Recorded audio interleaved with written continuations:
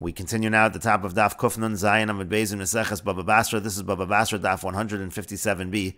On the previous summit, the Gemara asked, what if it's written into a loan document that any property that the borrower acquires in the future, there's also a lien on that property, and let's say the borrower then does indeed acquire property and then he sells the property to someone else, will the lien be effective in that case? Can the creditor collect that property? And the Gemara tried to bring a proof from our Mishnah, because in our Mishnah that seems to be exactly the case.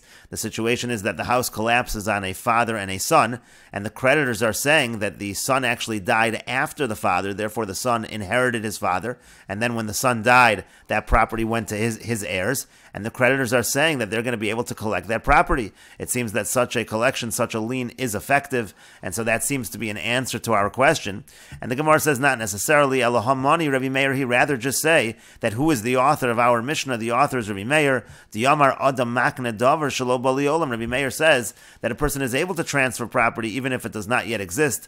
And the Gemara already said on the previous summit, our question is only within the Rabbanan who say Ein Adam Makne Davar Shelo Bali Olam. But according to Rabbi Meir, certainly since a person can transfer property that does not yet exist, so the lien can also apply to this property, even though at the time of the loan, the borrower did not own the property. And the Gemara continues, Amar Rav Yaakov min Nahar Pekod Mishmei de Ravina. Rav Yaakov from Nahar Pekod, he said in the name of Ravina, Tashma, come here a proof from the following Mishnah. This Mishnah is in Mesechet Shvius. Shtare chov hamukdamin psulin. If you have a star chov that's mukdam, meaning to say it's predated, then it's puzzle, then it's disqualified. The idea is that if the date on the star is before the loan, so then the creditors will be able to collect from buyers who bought property from the borrower before the loan even took place. That is certainly problematic. That's why if the star chov is predated, it's problematic, it's puzzle. V'hamucharin, however, if it's post-dated, if the date on the star is actually after the loan took place, so then ksheir, and then it's fine. And the reason it's fine is because you're only collecting from buyers who bought property from the borrower after the date, and there certainly was a lien on the property at that point in time. But the Gemara says, but if it's going to enter your mind that if you write the ikni into a star, meaning even property that I, the borrower, collect in the future, there's a lien on that property, and then if he buys property in the future and sells it, or if he buys property in the future, meaning again after the loan took place, and then he dies and it goes to his yarshim, if you're going to say lo mishtabed, that there is no lien on future property, so mucharna maiksherin, why should it be okay? Why should a document be fine even if it's post-dated? But again, there's now going to be a lien on property that was acquired after the actual loan took place. The iknihu, that's a case of the ikni. And so therefore it seems from this Mishnah that any property that the borrower has, even if he acquired it after the loan, there is a lien on that property. And so it seems to be a proof again that in such a situation the lien is effective. And the Gemara answers as it did before, Hamani, who is the author of this Mishnah? Rabbi Meir, he will just say that this Mishnah is authored by Rabbi Meir. Diyamar Adam Makne Davar Shelo Bali Olam. Rabbi Meir says a person is able to transfer property even if it does not yet exist. And certainly according to Rabbi Meir, that lien is going to be effective even on property that the borrower acquired later on. And that's why Shtare Chov HaMucharin are kosher according to this Mishnah. And the Gemara continues, Amar Rav Mesharshia Mishmei de Rava. Rav Mesharshia in the name of Rava says, Tashma, come in here a proof from the following brisa. L'shavach karkos keitzad. How does it work when it comes to improvement that's made to the land? Let's say a person sells a field to his friend, and then the buyer goes ahead and improves that property. Now the seller took responsibility for that sale. If this property gets taken away from the buyer by one of the seller's creditors, the seller takes responsibility. And now the buyer went ahead, not only does he have the property, he also improved the property. Uva bal chov v'tarfa, and then a creditor comes and actually does take it away from the buyer. So kishu gove, so when the buyer collects now from the seller, because again the seller took responsibility, gove esakeren min chasin mishubadim, he collects the principal, meaning the property that he actually bought, that value he collects even from the chasin mishubadim, even from property that has a lien on it. Let's say the seller sold other property, he can collect that. Ve'es hashevach, and the improvement that he made to the property, so that was additional, so to speak, that he's collecting from the seller, but that's just min chasin b'nei chorin, that's just from free property, meaning property that the seller actually has. He can't collect that property from property that the seller might have sold to other buyers.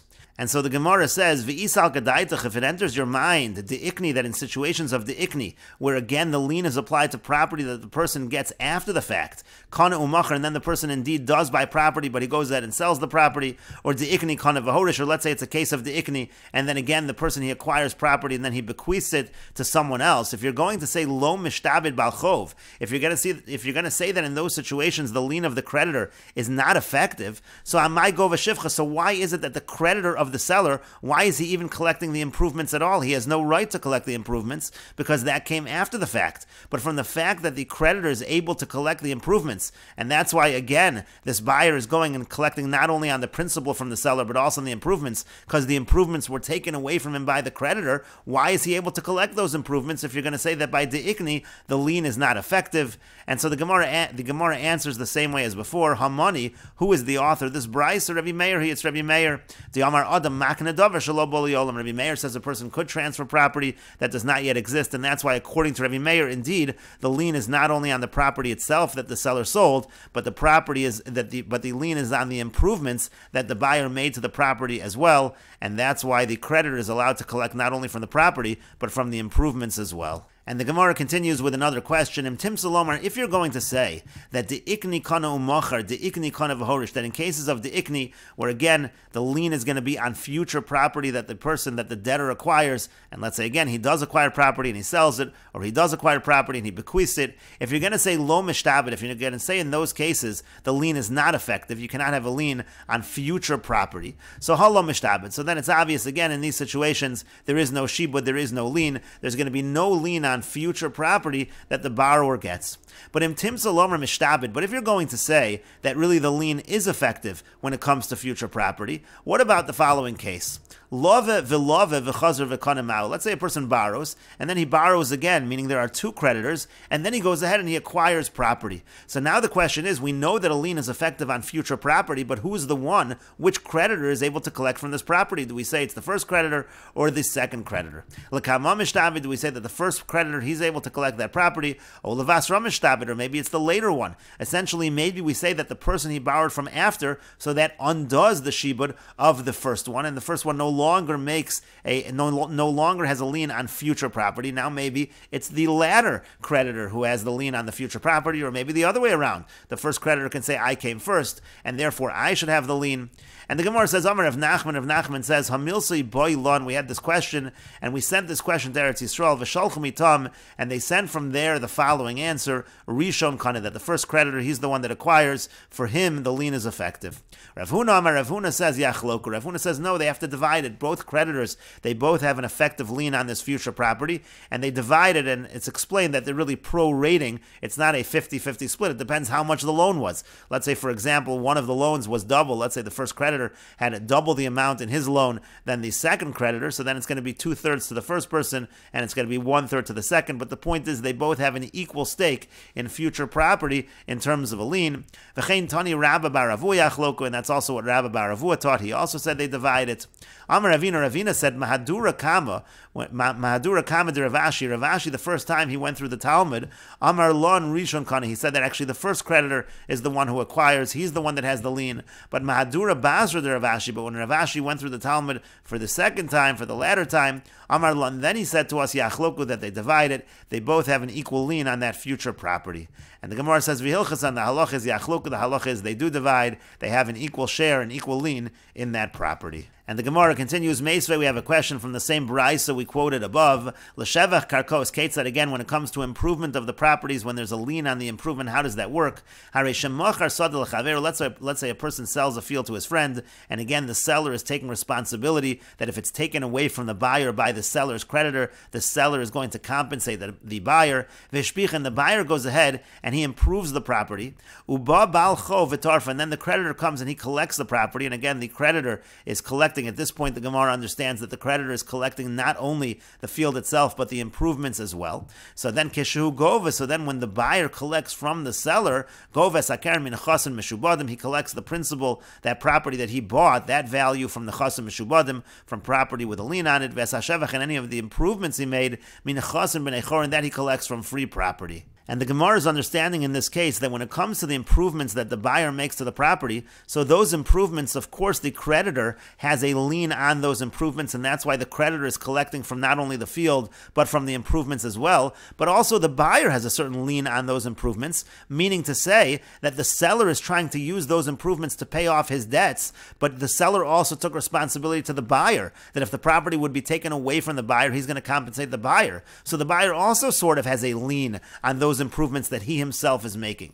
And so that's why the Gemara says, V'misa, now if it is true, meaning if it's true, Yachloku, that when you have two creditors, so to speak, two people with a lien, they both divide it, they both have an equal stake, so Chatzi Shavach Mi Boile, so when the creditor is coming and collecting the property from the buyer, so with regards to the improvements are the future property, and again the question here is with regards to the future property that has a lien on it, so he shouldn't be able to take all of the improvements from the buyer, he should only be able to take half of the improvements from the buyer, because the buyer also has a valid lien on those improvements. And so why over here does the Brisa imply that the creditor can come along and take everything from the buyer, including all of the improvements, and then the buyer has to go ahead to the seller and get back the value of the full property and the full improvements? Again, the creditor should only be able to take Chatzi Shavach if we really say Yachloku. And the Gemara says, indeed, that's the case. My go v'nami de katani. What does it mean in this Brisa when it says the creditor collects the improvements? It doesn't mean all of the improvements.